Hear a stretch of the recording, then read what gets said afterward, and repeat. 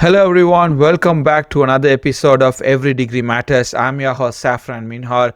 Last week, unfortunately, we were not able to have a podcast. Sorry for that. We had some emergency stuff going on with me, and I was out of the city, so I wasn't able to record it.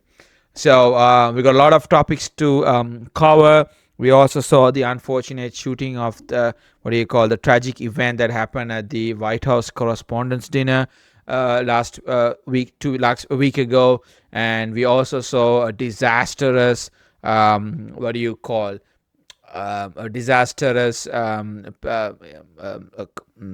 interview with the PTEC. Said that he was in front of the committee. He was summoned, and we also saw King Charles III visit America, and he did a fantastic speech I'm going to talk about. And then we are also right now in the face of having a ceasefire. I think most likely President Trump between Iran and the United States. So let's get to the story, and we'll talk about it more.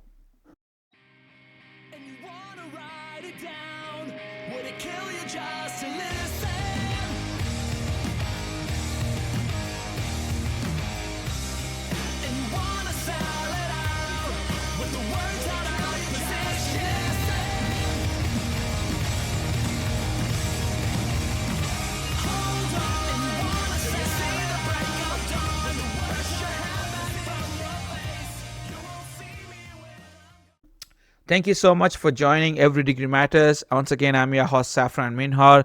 Today, the main topic what happened in last week was we saw for a 4-day visit, King Charles III came into America to celebrate the 250 years of independence, and he did a phenomenal speech at the Capitol in front of the Congress, a joint session with the Congress, and he also got standing ovation between the Democrats as well. So that's like a crazy thing to happen. Apart from that, he also did a nice sarcastic funny joke I really liked. He said, if not for United Kingdom, he said, Mr. President, you've been saying that if not for America, Europe, Western Europe will be speaking German. I dare you to say, if not for UK, United Kingdom, America will be speaking French. And it was really a nice twist of putting Trump on his place and also not being bullied, which he's been doing in the past 2 months for Europe, which is crazy to look at it.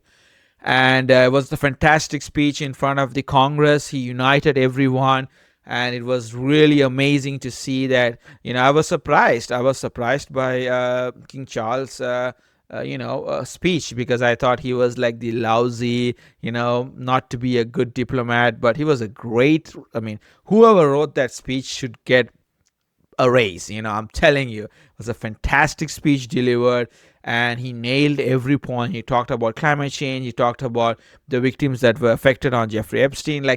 So speaking of the ill, it was a nice way of putting all those things together. And we also saw him talking about the democracy.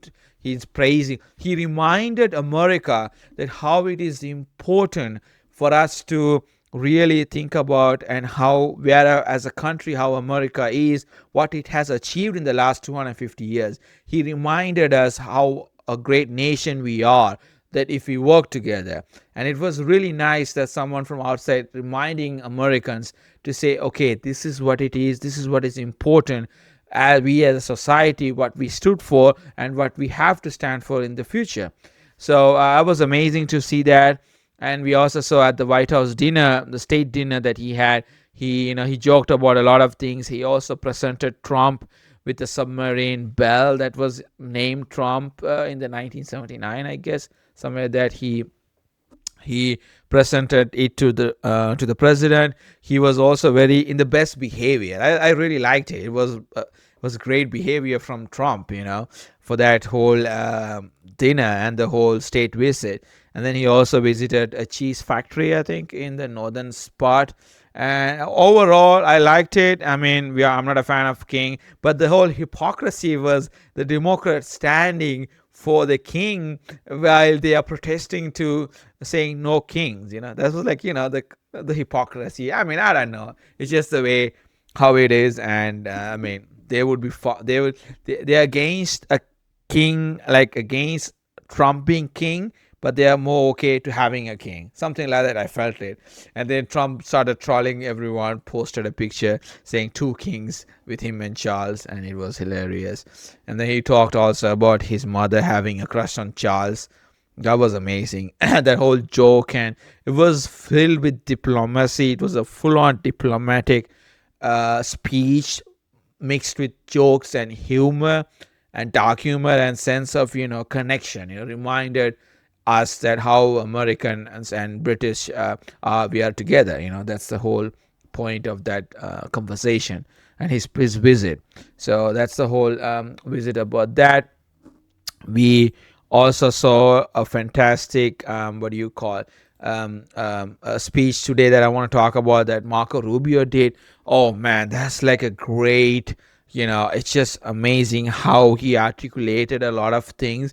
I feel like I might become more favorite of him becoming the president, I mean a nominee from the Republican Party. He said America is whoever you can come. You can. The best thing about America is you can come here. You can do whatever you want.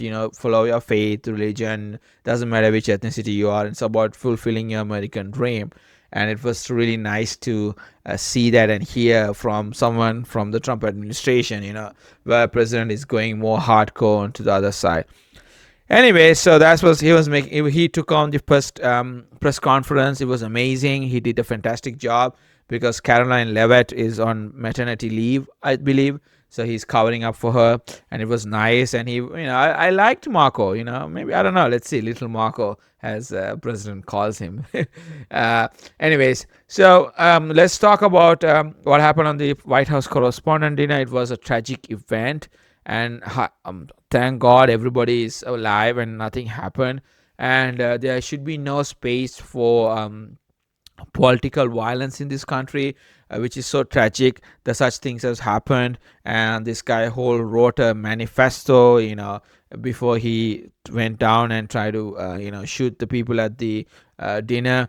And it also begged the question that what happened for the Secret Service. Like, why wasn't the parameters were secured? Like, what happened? Why didn't they have a metal detector like 4 weeks, a week before at the hotel installed, so like everyone who gets in could be checked in if they have any guns? Like, nothing happened. It's just all a big question. Maybe, I mean, they did a fantastic job in evacuating everyone, but I'm just concerned that they would have failed in terms of securing the building. But on the other hand, it's a free country. You can do whatever you want, so you cannot restrict the people from free movement. So that's a big, I mean, that's why again I think I'm in more favor of having the ballroom built in the White House. So let's fund it and build it so we can have less craziness that's been happening. So thank God, and everybody was saved. And it was a horrible moment to watch. But luckily they did. I mean, the place was good. It was properly executed, that I would say. But it's just that I don't, I'm just concerned about the security and why things didn't happen properly. And why was this security not secure? And this guy was able to walk in freely without only getting tackled at the last point. So J.D. Vance was evacuated, and then J.D. Vance also, one Secret Service official was reported hit. So what happened was, in that whole mayhem, a Secret Service officer shot 3-4 bullets, and it struck one of the other one. But luckily, it was stuck on his vest, bulletproof vest. So he was alive. Nothing happened to him, I guess. So anyways, well, I mean, this is very sad, as a country where we are at. One side, I'm a firm believer of freedom of speech and the right to carry a firearm, but on the other side, there's no space for political violence. I think both the side needs to tone down, and we need to be having a civil conversation, and we need to be able to not name call each other, rather than talk about the points, rather than talk about the policies, and be effective as you can be. That's the more key thing, intellectually, and also being intellectually honest, the word that they've been that I have been listening all this time is having an intellectually honest conversation. And I hope people listening to this think about it and see how we can have an honest intellectual conversation with someone who you don't agree with. You don't have to get violent. You can have a That's the whole about. It's about debating. It's about having a conversation and doing what's right. It's not about you're wrong and I'm right. It's about what's right for the people. And that's the key thing you need to be thinking about as Americans when you are in politics, or in anywhere you are as an individual. So that's being said. There's another big mayhem happening between Elon and Sam Altman. They're having the trial. The trial is happening. Elon accused of OpenAI not being more non-profit and rather converting it to being a for-profit. So the legal battle between Elon Musk and Sam Altman has entered an active court proceeding in April 2026. Musk allegedly said that OpenAI violated its original non-profit mission by shifting towards more a profit-driven partnership, especially with Microsoft. So he's also seeking to structural changes and oversight, potentially forcing OpenAI to limit commercial activities. And OpenAI argues Musk is acting out of competitiveness interest linked to his company with XAI. So that's the other key thing. Elon has to also be careful, right? You also have a product. You also have a similar product, right? You don't want to be seen as someone using this opportunity to put down your competitor. They are a competitor, right? So I hope he does it in good faith.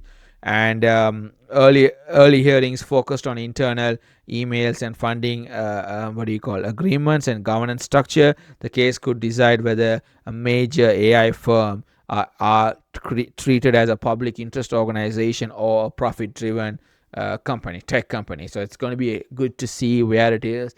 And in the other side, today we saw X has partnered with Anthropic. They are going to SpaceX is going to be partnering with Anthropic, and XAI is going to be partnering with Anthropic.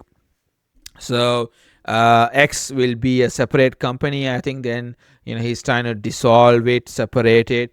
That's a good thing. I mean, Chamath predicted it, I think, on the All In podcast last week that this would happen. I don't know what happened to Chamath, but he's kind of like a fortune teller. Whatever he says comes to true. Maybe we should all ask Chamath to say something, and maybe it will come true. Anyway, so that's something that very important for us to be careful of not getting into competitiveness, which I feel like Elon have to be very careful. He's walking on a thin line, I would say, because you already have a product and you don't want to conflict your product, and you can put down a competitor. You don't want to use it. So that's why a lot of people are also, this conversation is happening. Is it the right thing Elon is doing? Well, morally it's the right thing, but in competitiveness, I don't know. It's just you have to be really careful when to draw the line. So that's my take on it.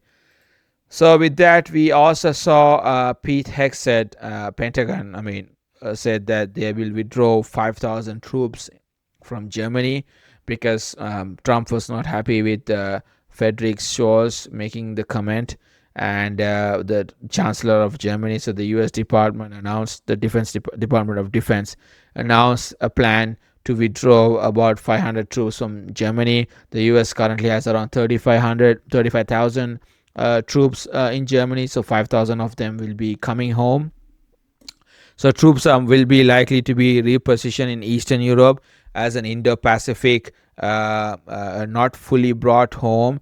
The most reflective is a shift towards countering China. So they want to move towards China, relocating resources due to Iran conflict, rising concern in Europe about U.S. commitment to NATO, and signals a strategic military shift away from Western Europe. And I think so. I believe that Western European countries need to stand up and they need to expand their military.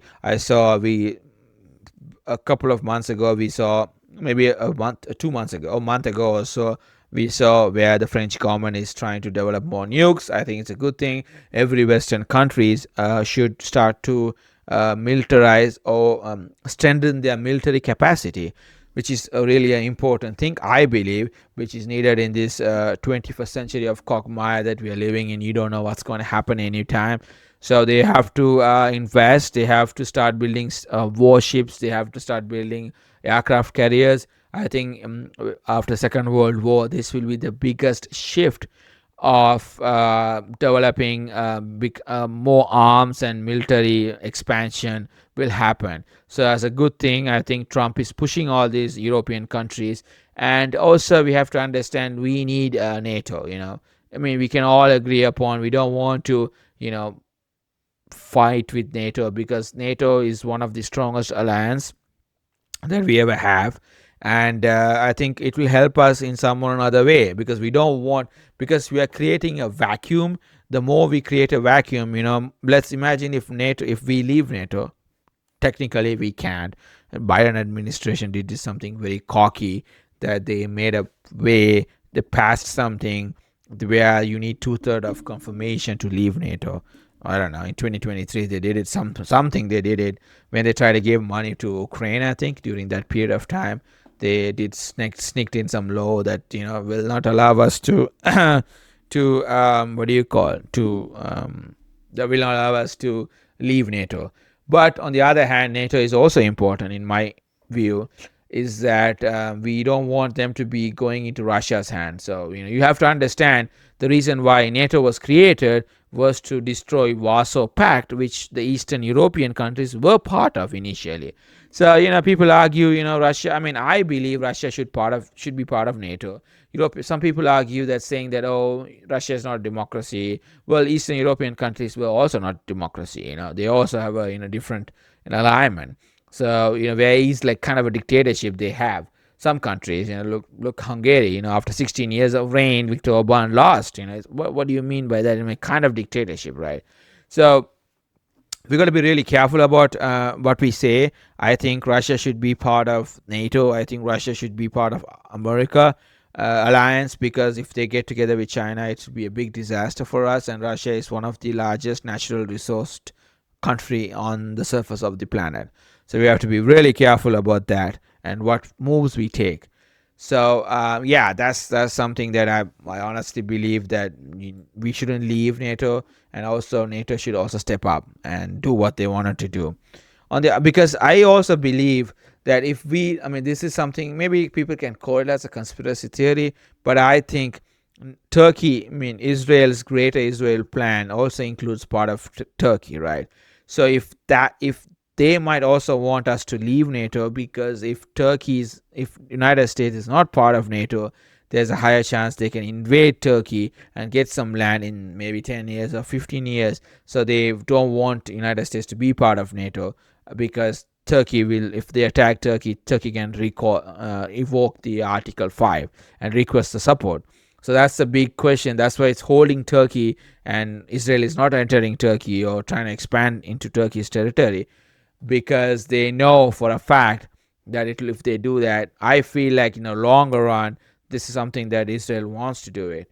So speaking of Israel, we also have the big war that's happening still, Iran versus United States versus Iran. We are still in 7 to 10 days in place, a temporary ceasefire. However, the tension is really extreme between United States is continuing a naval blockade on the blockade for Iran. So they have a Strait of Hormuz blockade, and then United States is blocking any Iranian ship that will go through the Strait of Hormuz, pass through the Strait of Hormuz and going through the big to entering into the Indian Ocean. So no fully peace deal is yet, only temporary de-escalation. The situation is around the 20% of global oil supply is passing through that strait, and currently only like 15 to 20 ships are affected, and then multiple ships are seized, and warning by Iran's and ship insurance cost went up to, the London insurance went up to 200 to 300%, and oil price the price of an oil barrel remains above $100. So it's really crazy, and people have to understand, if we don't take any actions, we need to come to an agreement, and I think we need to find a common ground one thing we have to understand, that Iran doesn't have a government that is functional government, because we took off all the military leader. I mean, all the leaders. So they are also fractured within them. So maybe that's also the beginning of a fracturing. But then we also have to give them time for them to come up with a common plan. And I think we have to appreciate Pakistan in terms of how they have done it, in terms of how they are playing a huge role in terms of bringing America and Pakistan and Iran together and pushing. Even the chief army of Pakistan went to Iran a couple of times, I believe, to make a deal so that they can have stop this war. And I feel like Iran also needs to come to a table, because I don't know if they really want to suffer their people more. Sure, go ahead. It's just what I mean, practically speaking. And I think in America the cost of living is going to go really high, and I feel like we might enter a depression. People don't understand the impact of it, because the food, 30% of global fertilizers goes through that. So if there is no fertilizers, the fertilizers cost will double, and a tomato will cost $5 or $2. So then everybody will come to a realization. That's a key thing we need to understand as a whole, as a country. And already the gas has been about national average is around 4.76 or something like that. We are reaching $5. In California, it's all $6, $6.35, and most likely we will enter like $7 or $8 if this continues. And then we have a bigger problem in this country, because if we don't take this count, forget about the midterms. People will suffer. People will starve to death. That's the key thing we need to understand. Or we can nationalize the oil and supply oil to Americans for free charge. I mean, I don't know. Then we will lose the petrodollar. That's the biggest commodity that's keeping the United States dollar strong. We have an economy and a strong currency value because we have petrodollar in system. So petrodollar means where United States, where the global oil is most of the global oil purchase is done by US dollars. That's why United States dollar has more value in a lot of countries, and you have to be very careful, right? So I know President Trump has taken a gamble on this war, but I feel like we have to come to an end. We need time to wrap it up, because if we don't wrap it up for midterms, I mean, even before 4th of July, it's going to be a big disaster. I mean, is it going to? I mean, are we going to entire like a quagmire situation where it continues to be a forever war? Because I heard from the famous Marco Rubio press conference that happened 2 days ago, where he said that we have completed a epic fury and now we are in the freedom, some project freedom or something like that, where we are focusing on trying to there will not be any military actions happening. So let's hope, fingers crossed, but still the impact has been made and the disaster has been made, and it's been really crazy and disastrous. So I don't know. I mean, I know we have to be really cautious. We as a country shouldn't be having people put into a bigger trouble. And I feel like it is very important for us to think in a longer run. I mean, it's really scary. I mean, you don't want Americans to die, we don't want to have a depression. So we have to be really careful, right? I hope both the sides come to a common sense and take a good decision and make the changes that needs to happen. So let's hope for the best and pray for the better. On the other hand, we also heard well, first of all, the other thing I wanted to say, Ted Turner, who started CNN, passed away today, and it's a very unfortunate situation. And he was the pioneer of broadcasting. He was the one who made 24/7 news cycle and started CNN, cable network, news network. And he did a great job. He was a fantastic entrepreneur. He was a great entrepreneur. You have to, a lot of his books are crazy, great books that you guys need to read. But moreover, may his soul rest in peace. He also was sad that CNN is not what it was supposed to be back in the days. The conversation that he has had. So, if you guys don't know, China recently blocked an Meta's AI startup acquisition.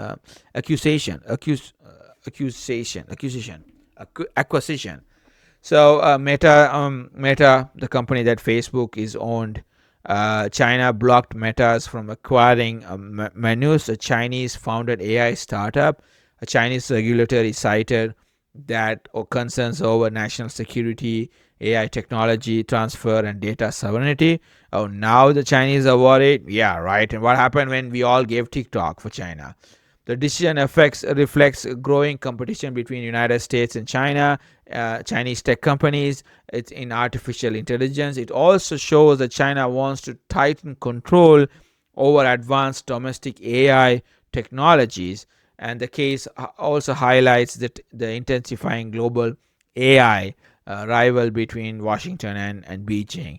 So China also very careful about what they wanted to do, and as a lot of people might know, the Chinese people have their own version of WhatsApp, Google, and everything because they don't want information to leak to the other countries, or particularly to China, to America.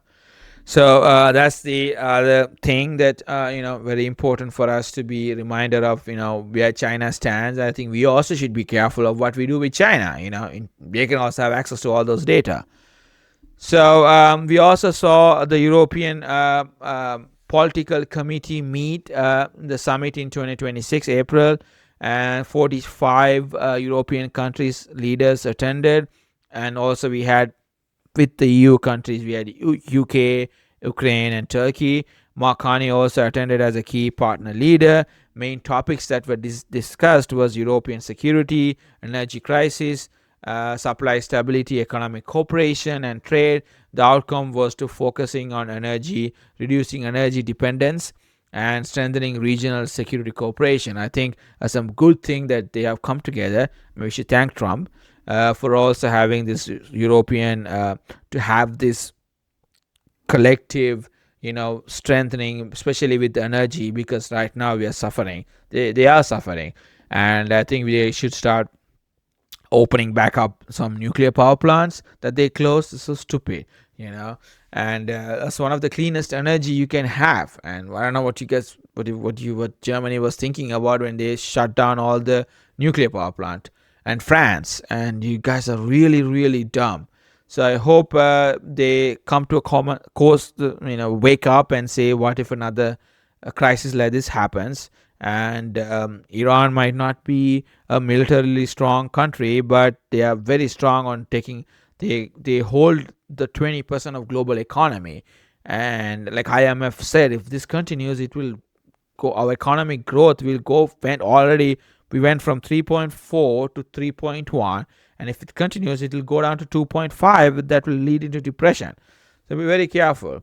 Over the course in April, we also saw the Romanian government collapse. So the Romanian government collapsed after a no confidence vote in the parliament. So the ruling coalition lost the majority support, and vote triggered by issue inflation, corruption scandals, economic dissatisfaction. Their interim government was formed, possibly an early election within months. So Romania is going to have another election. Maybe this is also a time where the right wing run governments are more moving towards a left leaning. Like people were saying, Romania's pro. This is a pro European. What do you call European coalition collapsed on Tuesday after lawmakers voted in favor of no confidence motion against Prime Minister Ili Bolang, I think, yeah. So the joint efforts was launched last week when the leftist Socialist Democratic Party, which withdrew from the coalition. So it's a very crazy thing to see, and the hard right opposition alliance for unite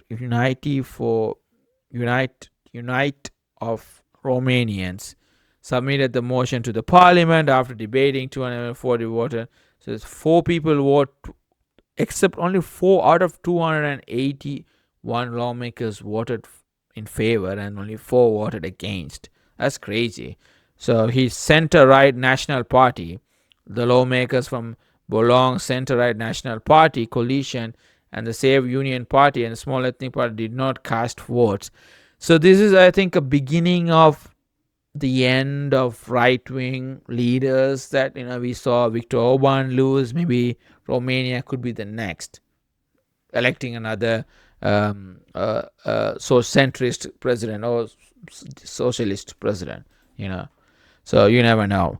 And in terms of South India, we had a big election that was happening for the chief minister for South India, a leading actor, a South Indian actor called Vijay. What's his full name? Vijay won the election. So his party's name was Tamil Nadu's TVK. That was his party's name. What is the name of the party? Yes, I think it's So he's a Hollywood actor from southern India. I grew up watching him. He's really famous, and it's called Tamilaga Vetri Kalagam. That's his party's name. And he won a big seat. He won 108 seats in the election, which happened for a week, and they defeated the majority party that was holding within 42 to having shared vote between 45 to 45%. This is the historic win for actor Vijay. First time a major Tamil film superstar has won since the MG Ramachandran, who came to power and built a political movement less than 3 years and strong youth support, and for the first time 86% turn out and voted for him. So it was a big political shift in the Tamil Nadu politics, and a lot of people are celebrating the rising of celebrity-led movement again, and it's great thing happened. So hopefully he can unite. He's set to become the next chief minister of Tamil Nadu, and hopefully he does better stuff for the people of Tamil Nadu, I guess. So that's on site for actor Vijay. So with that, thank you for you all joining Every Degree Matters. I am your host Saffran Minhar. Looking forward to talking to you all next week with some other lot of things are happening. We're having the governor's election, governor's race in California, the mayor's race in California. We'll talk about it in the next week. So thank you so much once again for joining Every Degree Matters.